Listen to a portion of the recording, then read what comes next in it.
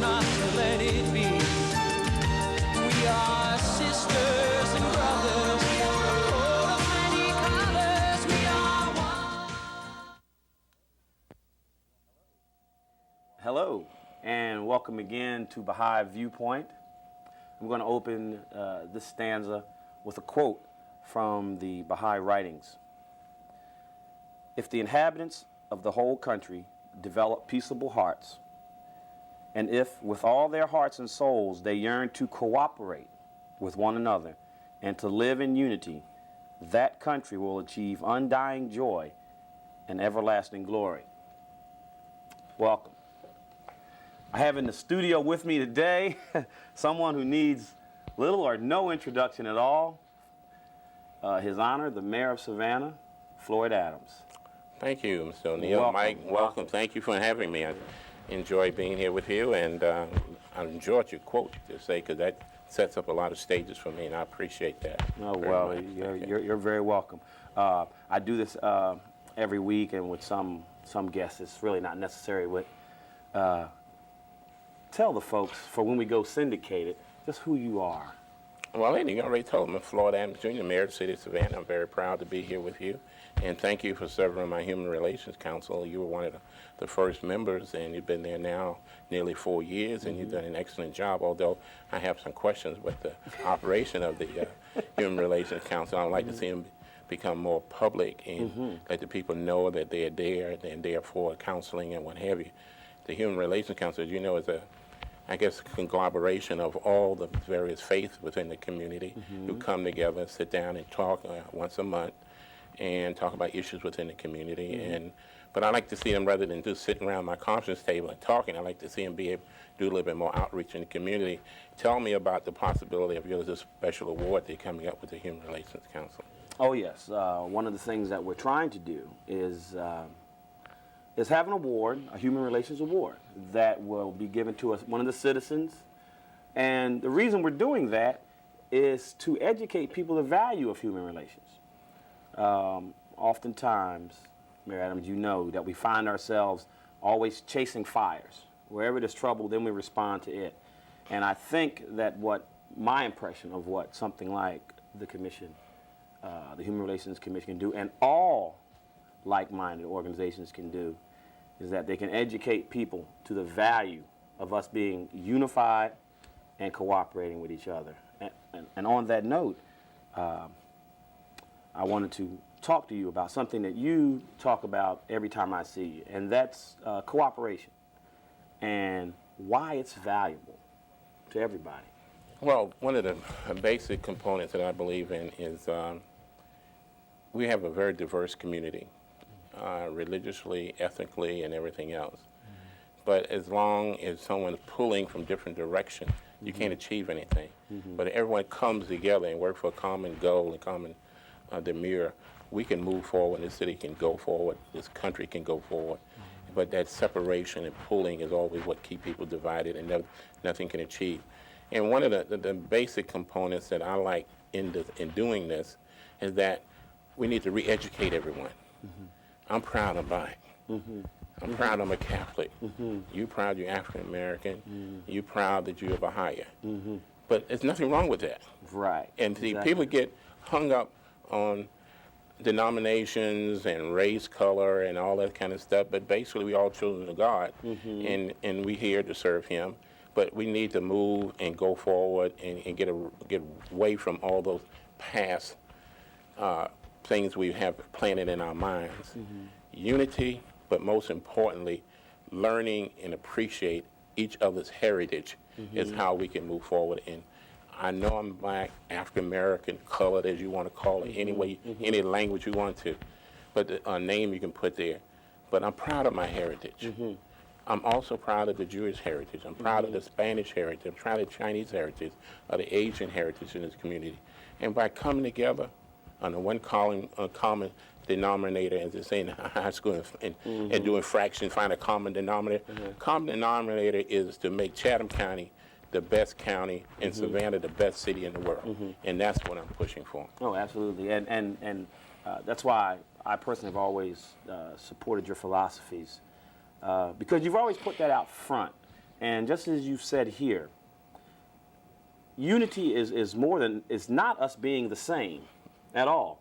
It's each individual making use of its own unique talents. Right, and having respect for each other. Absolutely. Yeah, And respect. actually, our differences, if looked at in that light, augment Right. instead of detracting. That's true, very true. And we need to, and that's where the re-education comes into play. You know, I have this theory, and I spoke this morning out of Windsor Forest Elementary School, and I tell this pet theme is mine, is that look in the mirror. Don't blame the person next to you or what have you, but look in the mirror, blame yourself. Okay? It's up to you to move forward. So you can't blame the white person or the African or Japanese or whatever. Blame yourself. Its destiny is within you. You know, your parents are there for you. Your religious people are there for you. But it all comes down to you. You have to make that first step, as Confucius say. Beginning of a 1,000-mile journey starts with the first step. Absolutely. And it starts with you. But while you're young, and it's time for you to start soaking up the positives. You know, do the reading. Reading make you knowledgeable and develop that character that's going to carry you through life. And that's what it is. So I think everyone needs to start looking in the mirror and say, where am I going? Why am I here? What am I going to achieve today? What am I going to achieve tomorrow? What goals am I going to set for myself? And I think that would be the principle. You know, just give your class an example. Here I am, overweight, handsome, and debonair. Absolutely.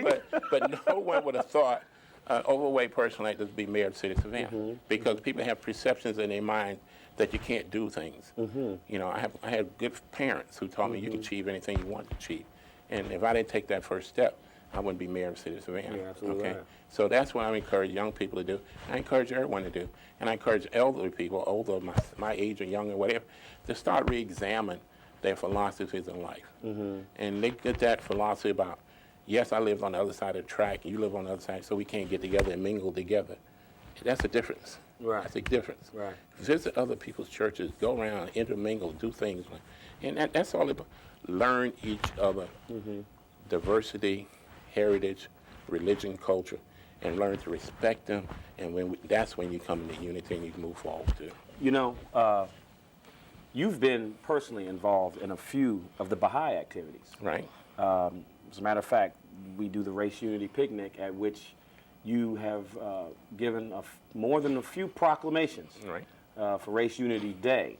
I bring that up so that we can talk about how organizations can shift how they approach this cooperative or this unification of thought. The Baha'is try to be very active in it. And we try not to be reactionary, but proactive. What is your advice to organizations that have not come to the point where they can be proactive? Well, first I tell them to be very patient with each other. Okay. Don't get disillusioned. You know, you're going to have some run into some stone walls and do some everything, but you got to be patient and say the patient of Job and keep moving, keep constantly going back.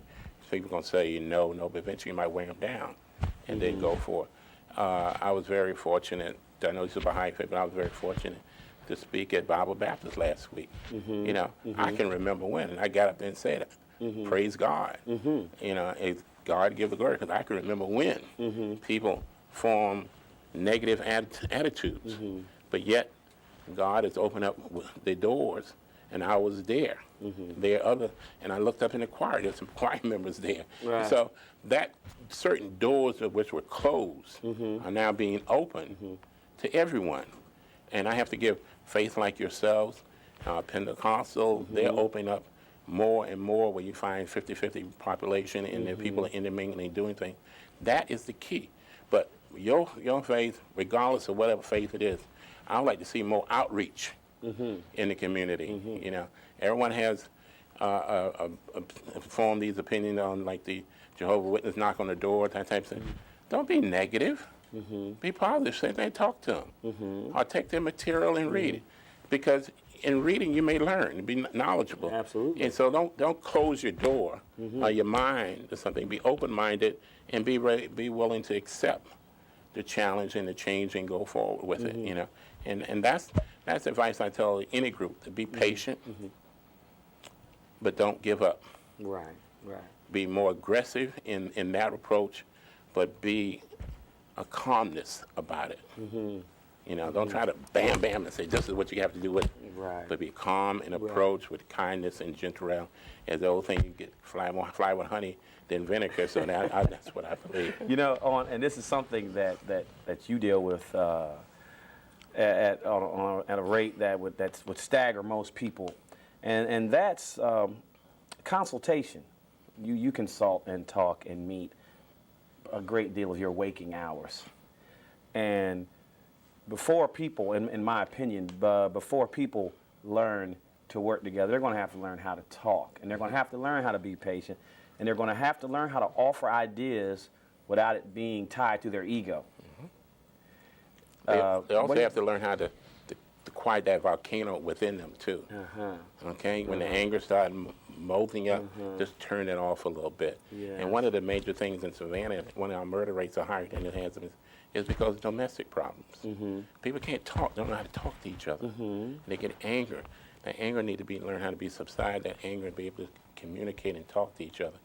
That's what diversity and that's what understanding can do for you, and be patient with each other. And but that's a long story. We'll have to deal with it. But yes, I consult a lot of people. People call me from schools and what have you. On the way out here, I had to call a lady about a letter she received from our tax people. I said, it's not my tax people, you know, but at least they called me. They called the mayor, so I have to respond. And I try to do that. But the point is, I can't get angry. I can't get, and sometimes people say, they can see my temper go up, but I try to maintain it and cool and be that way. But it takes a lot of practice. But if I believe that you believe in God, that He's you can go in the closet anyway, you can drive in a car, and that's your prayer. You can say a little prayer anytime or whatever to calm you down. And that's what I do, and that's keep me going. Mayor Adams, I'm so thrilled to have you here. When we come back from the break, if it's okay with you, I'd like to talk about what our vision is for the next century, for the next millennium. Maybe we'll talk about some of the pitfalls we might try to avoid and the glorious future, which I believe we've got coming. And we'll talk about that more right after we take this break. Is that okay with you, Mr. Mayor? I'm here. We'll be right back after this message.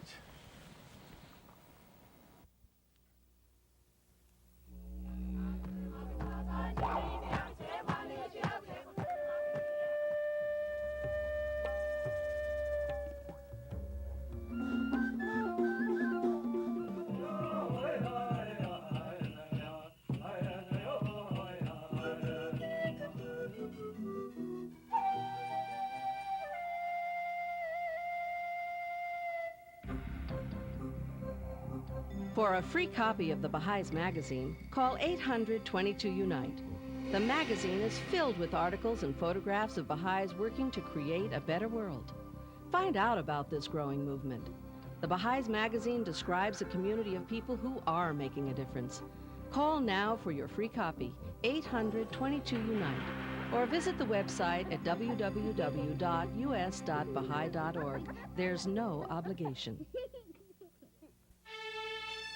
A young man proclaims the advent of the Promised One. 20,000 of his followers are tortured and killed. The Bab is executed by a firing squad. A young nobleman, famous throughout Persia for his wisdom and goodness, is stripped of all possessions. Baha'u'llah spends the rest of his life in exile and imprisonment.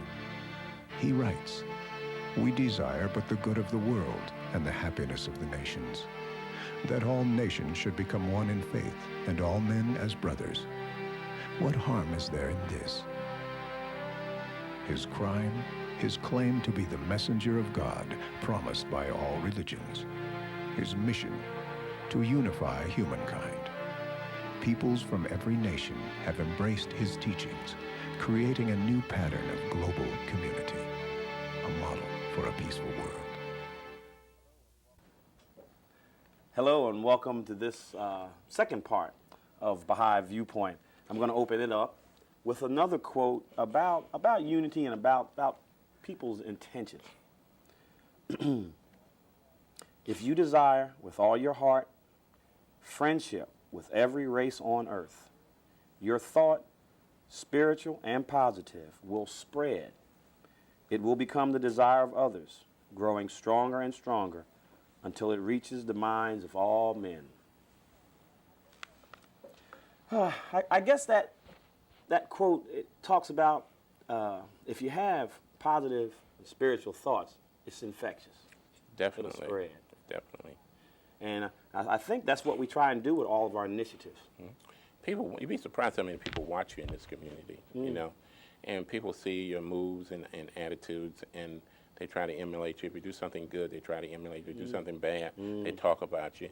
I call it the Savannah grapevine. They talk about you, everything. So, but most importantly, it impresses people when you express yourself, and impress people when they see you do something good. So I encourage everyone to do something good and positive, especially around young people. Yes. That is our major goal. And I'm, you know, my major concern right now is parental responsibility for the children, parental responsibility for the children, not only in school, but in the home, and being exposed to different things in the community, Jerry Springers and all that kind of stuff. That sort of fall back onto the school system, you know, the thing about Shakespeare in the park and all that. Hey, they see other stuff worse on TV than they do. And that, so parents need to be responsible for their children. And I know people are going to talk about, I got 2 good kids. I got 2 great kids because I'm responsible. They run the business, allow me to be mayor. So, and I had parents who looked out for me.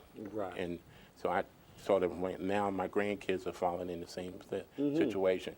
And I'm not on a pedestal, I mean, but that exposure means a great deal to people. And parents, I don't care how old they are, how young they are, need to be responsible for their offspring. Okay.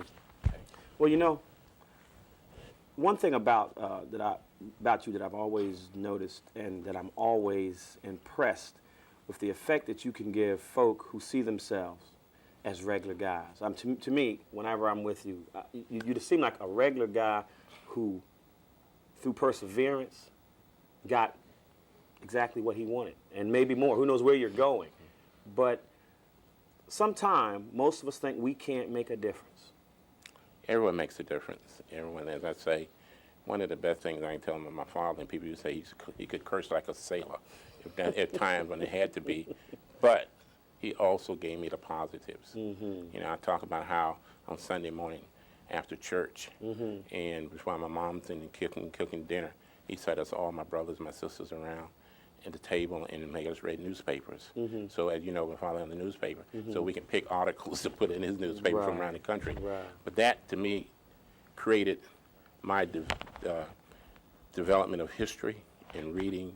And you saw in the papers people like Adam Clayton Powell, because we had the New York Amsterdam News. That sort of made me aware of politics outside of the rims of Georgia, and then African Americans were doing something. So those are the exposure things that I had instilled upon me. And that's what I'm saying. If more parents take a consideration of what they're doing in their surroundings, I'm not saying sitting around talking and drinking beer and watching football games on Sunday, but going and cheering the football games on Friday and Saturday nights. How many of them go to the schools and check on the grades? How many of them actually look at the report cards when they come in and ask questions? How many of them make kids do their homework? I don't care if they're in the kindergarten or in 12th grade. And don't wait till the last minute when they get ready to graduate from college, go to high school, and say, what happened? You know, it's too late now. So we need to make them unaware and educate them, and that's why I'm so happy that you got your parent university going. So tell us about your parent university and get that straight going. Okay. Well, it's just another of the attempts to serve the community. What you were just talking about is responsibility. You were just talking about parental involvement, and for the audience, that transcends color lines, economic divisions. All folks have children, and we can all follow very similar guidelines to ensure our children's success. And Parent University is another effort.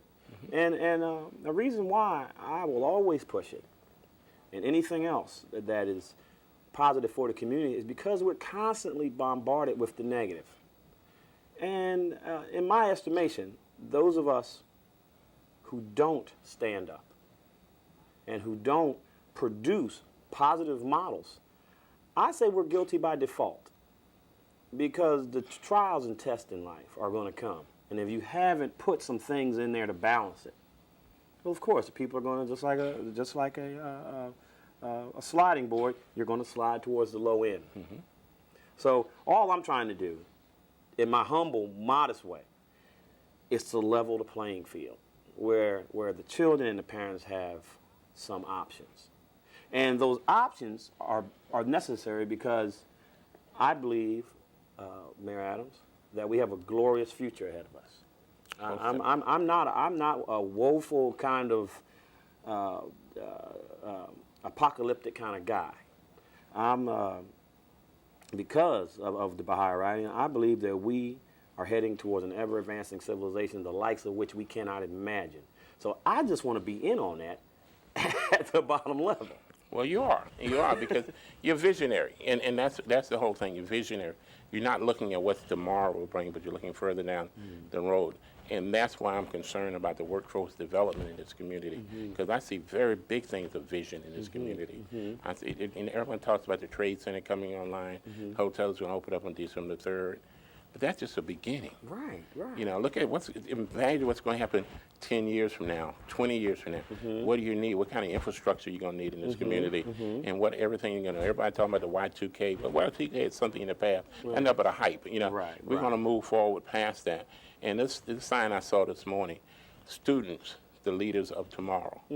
Okay? That means the kids got to learn today to be prepared for tomorrow. Right. And everyone's not a leader. They just learn to be a good citizen. Absolutely. A good church person or whatever, a good community person. That is the leadership of the community. Be a great parent. You know, as I tell people sometimes, there's two things in life we're going to basically do after we're born. We're going to die and we're going to pay taxes. So somebody's going to come and have to replace us. So what you do today to help these kids tomorrow be the visionary and what have you. Savannah is growing. City limits of Savannah now stretches all the way to Effingham County. You know, we control most of the water, we're doing everything, and development is going to the west side. We got J.C. Brantham plant coming here from England, who's setting up their national headquarters in Savannah. Other companies are coming up. Home Depot is going to expand. All these things are going on. But where is the workforce for the future? It's in the school system today, and the kids have to be there. But not only that, they're going to be the future Baha'i. It's going to be the future Methodists. It's going to be future Catholics. Everyone is going to have to be, but we have to be prepared for it. And that is the vision and the struggle that I go through every day. How are we going to get these kids prepared for the future? And that's all it takes. You know, the outreaching and what have you, pulling people in from the neighborhoods, going, knocking on the door, getting them involved in it. We're talking about the drugs, the people on the corner.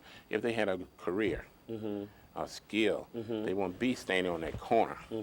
And that's what I'm saying, how we get them back and retrain them and do things like that. But the vision of Savannah is positive. The vision of Georgia is great. You know, we have to be prepared. This country is going to do things, and it's going to, the economic flow of this community is good. We're still a leading country in the world, but there is going to be a revelation. The revelation is the unity and diversity coming together and working together as one unit. And all the people talk about the statistic in a year, 25 years from now, the majority of the people is going to be Hispanics. You know, so this melting pot, a salad bowl, or whatever you want to call it, is going to have more greenery and it's going to have more everything, and it's going to be, it all be mixed. So we have to learn how to deal with that situation today, and go forward with it in positive attitudes. You're exactly right. That you said several things, and I just hate because we just have this a limited amount of time. But one thing you reiterated, that Savannah is just part of a world community. Yes. And we happen to have the fortune of being a port city. So we have somewhat of a mindset that we're a world community. But you talked about preparation for the future, and one component of that you talked about briefly is that we have to be prepared socially. Even if we're prepared academically, it'll have little effect if we're not prepared socially and we're fighting, and there's infighting, and who wants to be coming to a war zone? Right. Very true. No one. You know, even now when you choose your house, You know, if you're going to move into a neighborhood, you look at the neighborhood and see how the quality of life for that neighborhood, for your wife and your kids and everything. So no one is wanting to come in an area that's going to be abusive to them. Right. No one. So that's where the unity comes into play. We all, you got to remember, we're all God's children. Regardless of what faith you may have or whatever, we all God's children. We must work together. And that diversive attitude in the past of divide and conquer needs to be thrown out the window, and we can achieve more with unity because we don't need to suppress anyone. Right. We need to uplift everyone and go forward with that. Right, right. And of course, early in the show, you discussed that us being unified does not mean we're like milk, like that we're all homogenized. What it means is that each group, each individual, I'll go as far as say each individual must examine themselves, must come to love themselves and love their neighbor. Right. And that way, every cog, every link in the machine is working, you know, and appreciated. Right. Mayor Adams, we've got about a minute to go. Is there anything you'd like to talk about? We've got about a minute to go, about our future or whatever you're considering? Well, the future of Savannah is very bright, but as I stated previously, it's only going to remain bright and brighter if we come together in unity and forget the past history and grow towards the future of mutual respect for each other's heritage and respect that and go forward. Right. Well, Marianne, we're very fortunate to have you, and I want you to know that, in my opinion, Savannah is very fortunate to have you. We're very fortunate to have you as well. Thank you. Thank you, sir. Thank you. If you've heard anything that you'd like to hear more about, and I'm sure you have, feel free to call the number that you'll see displayed at the end of the show. Once again, Savannah, we have a glorious future, but we have to each take the individual responsibility to live up to it. So until next time, I'm Mike O'Neill for the Baha'i Community, and with my great guest, Mayor Floyd Adams. I'll see you next week. Bye-bye. Shouting from the mountaintop, sailing on the breeze. The only way we're gonna have peace is when we come to see we are one family. We are too close not to let it be. We are sisters and brothers, a coat of many colors. We are one.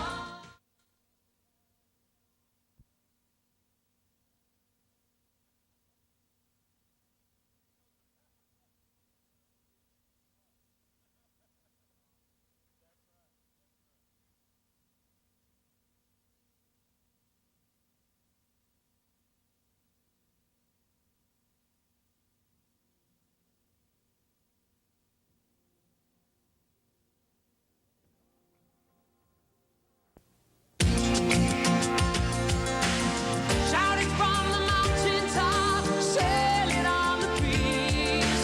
The only way we're gonna have peace is when we come to see we are one family. We are too close not to let it be.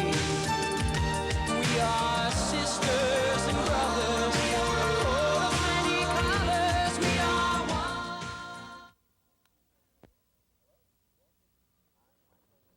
Hello, I'm Mike O'Neill, and welcome to this week's installment of Baha'i Viewpoint. Our topic for this week is one that's very important. We're here to discuss the Martin Luther King Jr. Observance Day Association events, which take place in December and January, and the Baha'is have been fortunate to be a very important part of that. I'm going to start off with a quote from our writings that illustrate just how important we think these kind of events are. America's peace, prosperity, and even her standing in the international community depend upon the healing of the wounds of racism and building a society in which people of diverse background live as members of one family. Well, in the studio today, I have some very special guests. Dr. Carol Brown and Margaret J. Williams, both members of the MLK Association Observance Day Committee, and of course, the president. Yes. And we're going to ask you guys to just tell us some things about this year's event, what your hopes for this year are, and we may start off with a little something about yourselves and a recent history, maybe. That's fine. First, thanks for giving us this opportunity to talk to you and let the community know just exactly what we planned for this most exciting celebration. As we began the 21st century, this is our 21st annual celebration. So things have been planned. We have, just an exciting lineup this year. Seems like each year it gets better. More people participate. The celebration is very diverse. People of all ages, races, religions, from all walks of life are a part of this celebration. You ask about ourselves. Yes. I am a local doctor of optometry, believe it or not. I am not Miss Martin Luther King all year round. I'm glad It you seems cleared that that way up. sometimes. In fact, I was a little late getting here because I ran in late with my morning patients. But it takes a lot of time and energy on my part, and certainly members of the association, Mrs. Williams, and all of the hard workers, yourself and your son Daryl, who's a member of the board. Yes. But it's a group of people who really work well together and get this celebration planned. In fact, a very small number of us Yes, ma'am. who do this. Ma'am. But we want to go over the calendar of events, and we want to let everyone know that they are invited. And first, we want to let them know that they should have received in the mail an application for the parade and for whatever else they want to do during the Yes. celebration. And if they have not, then they need to call the ML King office. This is what we mailed. I don't know if you'll be able to get this, but this has information on the back. It has a letter from me, and inside it has the actual application. Yes. If you're going to be in the parade, it should have been in. Everyone wants to be early in the lineup, so get your applications in. Yes. Okay? And of course, we're going to be flashing the number Wonderful. throughout the show. So call the ML King office, leave a message on the voicemail, and someone will get back with you. Now I'm going to let Mrs. Williams go right ahead and introduce herself. Hello, Margaret. I'm Margaret J. Williams, Education Chairperson and a member of the board of the Martin Luther King Jr. Observance Day Association, Inc. Being a part of this association is very rewarding. We get to meet people, we get to help people, we get to know what their aspirations are and what we can do in order to make life better for the community. We also keep in mind that on April the 4th, 1968, when Dr. King was killed, the local ministers, along with teachers and other local leaders, got together and decided that we need to do something in order to commemorate Dr. King's life. What we did, we came together, and the officers of certain organizations, and EOA was one of those because they were the first organization to have a fair concerning Dr. King's death. Mayor Recycles made a proclamation, signed a proclamation, giving January the 15th as the date. The city council did not agree to that at first. Then Dr. Benny Mitchell, Reverend Mitchell, got together with other groups, and they decided that we need to do more. Mr. Law, W.W. Law, decided that we need to maybe keep the children out of school for a day for January the 15th. This was done. And of course, it came about that we were very successful in getting our proclamation. So now we have January the 15th listed as Dr. Martin Luther King Jr. Day. Oh, wonderful, Okay. wonderful. It's a great history, Ms. Williams. I came to the city in 1981, and my first celebration was '82. And right away, I remarked, what a wonderful celebration. I came here from Columbus, Georgia, had been there a few years, but before that I was in Boston attending optometry school. I'm a native of Annapolis, Maryland. I lived outside of D.C., and never did I see a celebration like the one in Savannah. Right. So I decided then in 1982 that I would want to become active in this association. And I think 2 years later I was asked to be a judge, and that's how I became active. Reverend Mitchell, she mentioned, who led the association for some 13 years. Yeah. Then he stepped down, and Reverend Twyman, who's now pastoring in Alabama, led the association for a year. I had been elected executive vice president, and when Reverend Twyman left, I became president. Of course, it was like, oh dear, what do I do now? First of all, the association had been led by ministers, and then the other thing is that I had not been here very long. But I knew that it was certainly a worthwhile cause. I knew that the association had been doing great things, and I knew that there was even room for better and greater things to be done. And we started our scholarship fund, and we started our community give back program. Yes. So not only do we have an excellent celebration each January, but on April 4th for the past, what, 6 years 6 now? years. We've been giving scholarships to local high school students, $500 scholarships. Some years we gave 6, one year we gave 7. A couple of years we gave to 10 different students. Last year we had 10 available, but only 7 applied. 7, that's Really? right. So there will be scholarships each year.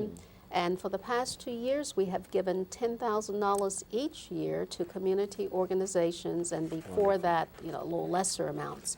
So we really are about not just honoring Dr. King in January, but throughout the year.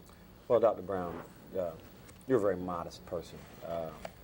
This MLK event is very possibly the biggest in the world. See? Very possibly the biggest in the world. I've We heard think that so. stated on many occasions, even when I've been in Atlanta. Right. So if it's not them, it's probably us. And you're a wonderful, major part of that. And what has happened since in the few years that I've been affiliated with it is that there's a clear vision of the grandeur of what this period in the year can do. When we come back from our break, we're going to talk about the events in specific manner. Wonderful. And but before we go there, the parade is normally 150 to How about 300? 300? 350. Yes, 300. units. I think we were 150 one year. Okay, we were number 150. Maybe that's That, it. Yeah. maybe that was it. Definitely over 300 300, units. 100. Yes. So it is imperative that people do get their Applications in. yes. Yes. Yes, yes. And the fees, right, just very quickly. For the some of parade the entry, yeah. for churches and nonprofit organizations and schools, it's $25 per entry. You're allowed to have no more than 3 entries, and it would be $25 per. And of course, businesses pay a little more to get in, but you know, nothing very expensive, because we want everyone to participate. So we don't want an Right. entry fee to stop anyone from participating. Right. And of course, we have participated in this event as the Baha'i community for several years. And the reason I bring that up is because we want the audience to understand very fully that this event is for everyone. All the people, all the people. And I've seen the effort that is made to portray that. Yes. So I just want to take just a moment to reinforce that idea. And let me just say, not only have you participated, but you have been a sponsor of this event for many years now. yes. And not only as a sponsor, of course, you make a financial contribution, but more importantly, you attend all of the events in Yes. large number. Yes. So we certainly appreciate your participation and your support, the support of the Baha'i community. Yes, ma'am. I mean, as speaking personally as a Baha'i, there could hardly be a more fitting series of activities for any group that seeks to foster unity in Absolutely. a community than to participate in these very, very wonderful events. And it's because of the real dream of Dr. King was for everyone. Absolutely. for we are all one. That's right. And we wouldn't want that to get lost. And sometime, I want to speak to that just for a moment, because sometimes there is the attempt for that to be lost. But in truth, this is an event that's for everyone. Absolutely. And the community should come out and embrace it like that. Definitely. Well, we're going to go to a short break, and we come back, we're going to talk about the specific events. I know we've got a very exciting year planned. And a full calendar. And a full calendar. Yes. Okay, we'll be right back after this very important message. To achieve unity, we have to give up feelings of superiority of race, nation, culture, class, and sex that are the causes of prejudice. As we free ourselves from prejudice, we can treat all of humanity as our spiritual brothers and sisters. Unity does not require sameness and conformity. Unity means we must accept and respect differences of culture and race in the human family. Baha'is believe that God's prophets bring new social laws. Some new laws revealed by Baha'u'llah, the founder of the Baha'i faith, are the complete equality of men and women, the agreement of science and religion, universal education for all children, a world language secondary to our native languages, and the elimination of the extremes of wealth and poverty. The diversity of the human family should be the cause of love and harmony, as it is in music, where many different notes blend together in the making of a perfect chord. If you believe there's only one race, which was created in many different colors, and if you believe that these differences are beautiful, it should be the cause of unity. and if you believe that our highest purpose is to love each other, and live together as one family with justice, then you may want to look into the Baha'i faith. millions of people of every race, nation, and culture share these beliefs as members of the Baha'i faith.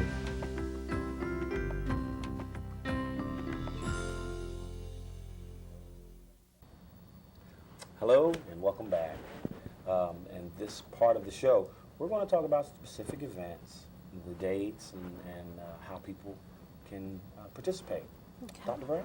Yes. First of all, a big event will be this Sunday, December 12th, the Marshals Reception. Mm-hmm. Now, for the past years, since 1982, in fact, I'm sorry, maybe not that long ago, but we have been naming marshals, we have been naming civil rights activists, and we have been having a theme contest. This year, as we celebrate the close of the 20th century, we're re-honoring all of our past marshals, past civil rights activists, and past theme winners. And in fact, in the parade this year, you can pick from any of the themes. Yes, and that's a difference. Absolutely. So you can be very creative. You can pick any of the themes as long as it's shown on your float and you follow that theme in your presentation of the float. I think it makes it quite exciting this year. Yes. At the reception, we will have most, if not all, of our past marshals and civil rights activists. If you would refer to this week's Savannah Herald newspaper, they have listed the themes from the past, the theme winners, the marshals, and civil rights activists. And this event, this reception is open to the public, 4 p.m. this Sunday, Savannah State University Student Union Building. Okay. A wonderful program, will not be very long, but a lot of good hors d'oeuvres and food. Yes, I've attended a couple. It's very nice. And of course, you know, we have sponsors for the events each year, and we're going to go over that list of sponsors before we leave. Okay. Now, on January 7th, our Gospel Fest will begin at 7 p.m., and it's going to be held at St. Paul's CME Church on Barnard Street. Reverend Delaney is the pastor, and Dr. Scott, Pastor Hazel Scott is the chairperson. Again, you can call the ML King office for additional information.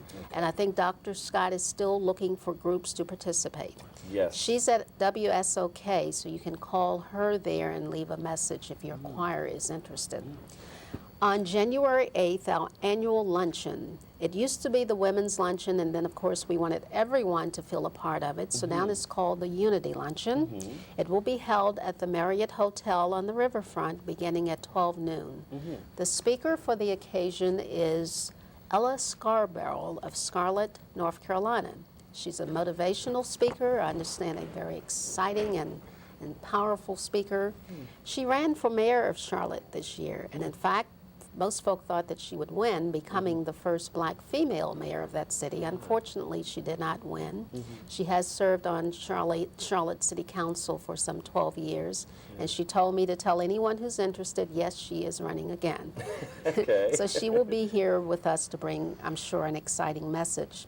On January 9th, our interfaith service will be held at First Presbyterian Church on Washington Street. We were there last year, and Reverend Williams invited us to come back, so we will be there.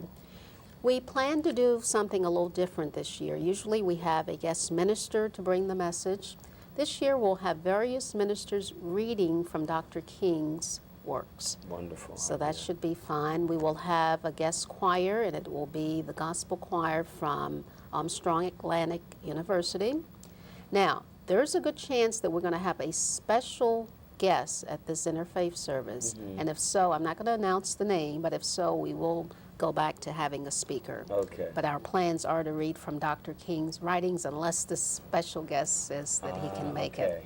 So we'll see. But either way, it will be a great program. Oh, yes.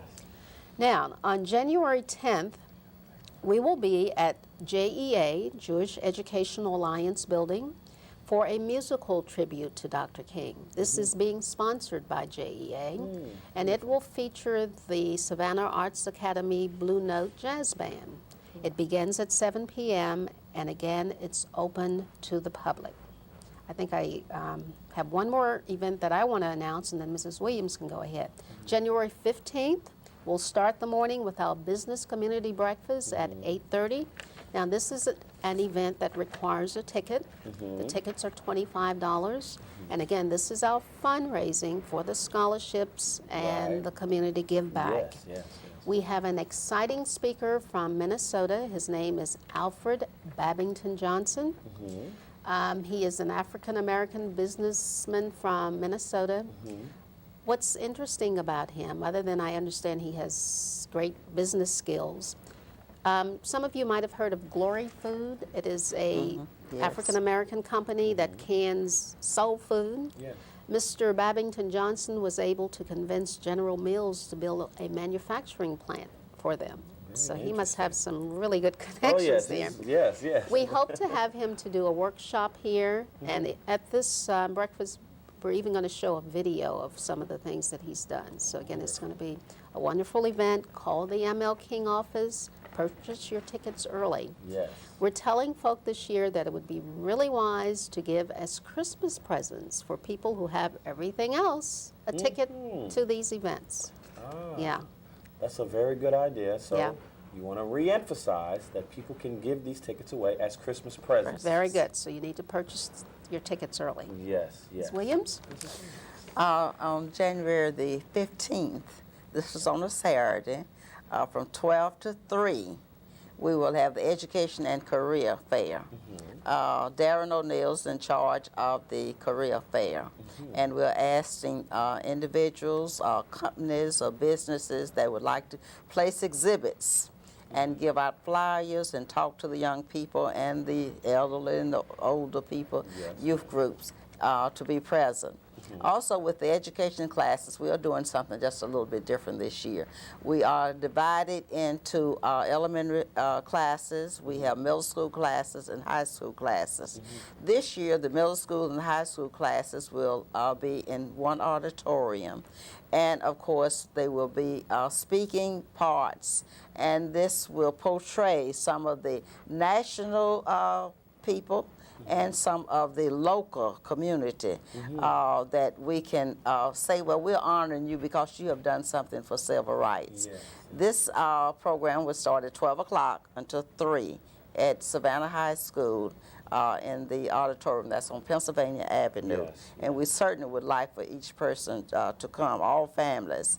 Also, during the classes, we usually give out handouts. And this is one of the handouts that we give out. And of course, one of the local handouts that we portray is WW Law. Law, yes. And of course, there are a number of things that we give out. We are having instrumental solos, we're having choir groups, dance groups, and we're having ethnic costumes. So we would certainly like for the youth, family, friends to come and be Sounds with like us. a very, very exciting event. Yes, also that same day, beginning at 10 o'clock, will be the blood drive at Savannah High School, all in one building this time. And we're co-sponsoring that with the Youth Crime Watch. Yes. We have sign-up sheets. We want people to sign up in advance, and here is yours to sign up, Mike. Thank you. We'll get the Thank you. cameraman and everyone Yes. else here to come in and give a pint of blood. Dr. Yes. King gave his life. We can give a pint of blood. You're absolutely And that's right. 10 to 5, Savannah High School on the 15th. On the 16th, also that night, we will have a youth extravaganza. We're not even sure if it's going to be at the high school right now because still we're making a few changes in our calendar to make it even more exciting for the young people. But on the 16th, we will gather at the Civic Center Theater for the citywide memorial service. The minister to bring the message will be Reverend Dr. Nathaniel Johnson from York, Pennsylvania. He's a Baptist minister. He told me that he's working on his sermon and it will be one that we'll never forget. Those are his words. Wonderful. Dr. Johnson is the brother of Dr. Johannes here. Oh, As yes. Dr. Johannes explained to me, he uses the African name and his brother uses the American name. So yes. Johannes is Johnson. Yes, Okay. yes. So that will be, he will be the speaker. Mr. Elijah Larry McDuffie is handling or arranging for the music this year. So we all know what a great time that will be. Some So people may know him as E. Larry. Larry McDuffie, McDuffie, yes. who brings joy in the morning. Yes, Okay. yes, In fact, I was just at his celebration this morning, his 23rd anniversary celebration at the Civic Center. Wonderful. And he did bring joy this morning. Okay, on the 17th, the greatest, the ML King Parade. Okay, it will start at Forsyth Park in that area, and we will just parade through the city, the route that we usually follow. And again, we expect over 300 units. Okay. Right. Bands from all over, high-stepping bands, beautiful girls, handsome men. Just a wonderful Yes, I'll be time. there.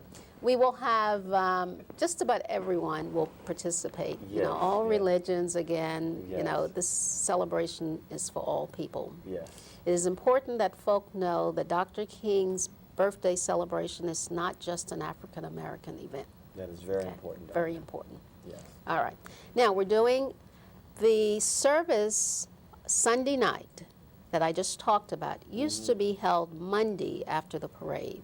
We decided to move it because we felt that the participation was falling, the attendance. We moved it to Sunday night. But some of the older folks said they'd like to have something to do after the parade. With that in mind, we're having a service at St. Philip AME following the parade beginning around 1 o'clock. And of course, that's the church on ML King Boulevard. Yes. And we're calling it a praise and worship service. Yes, and that's new. That's new. Yes. Yeah. My So we want folk who are interested in attending a service after the parade to come to St. Philip. And are we running out of time? Can I We've get got a few a few more minutes, in? please. Okay, Ms. Williams, you want to go on with the next event? We have the Diabetes Community Wellness Fair sponsored by Ralph Mark Gilbert Civil Rights Museum. They found out with the children, younger children and older children too, that diabetes run in the family, and they're asking everybody to come, and this will be at the Civil Rights Museum. They'll be in the sponsor of that. And that date most is? time you find The same day as the parade. same day as while the it's parade, going the on. 17th. Okay. This will be going along during the time when the Yeah. parade is not getting there. And we're asking that each person participate. And if you know someone with diabetes, they want to be rechecked, we're asking them to also come. Also on the 17th, we will have the youth activities, and the time and place will be announced later. And Dr. Brown, would you talk about the Freedom Ball? Yes, the Freedom Ball will be on Friday the 21st, kind of wrapping up everything where we Yes. kind of, you know, dance and have Oh, a good time. yes, You're yes, always there. yes, yes. We'll have a great band. The tickets to this event, $15. Yes. Again, part of our fundraising. Yes. And it's really a good dance, isn't it? Oh, yes. Yes, it is. Yeah. I've always had a great time. And I'm ahead. sorry. And April the 4th, we will have our scholarship award program. yeah.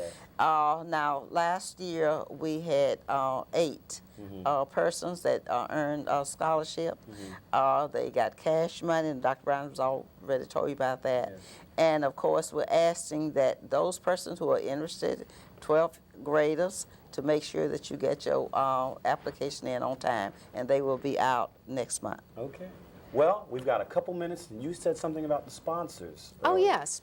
Yes, through the years, we've had people to work with us in sponsoring the events, and we'll start with the Baha'i Faith, who has been sponsors for several years. I don't know exactly how many, but I know since I've been active.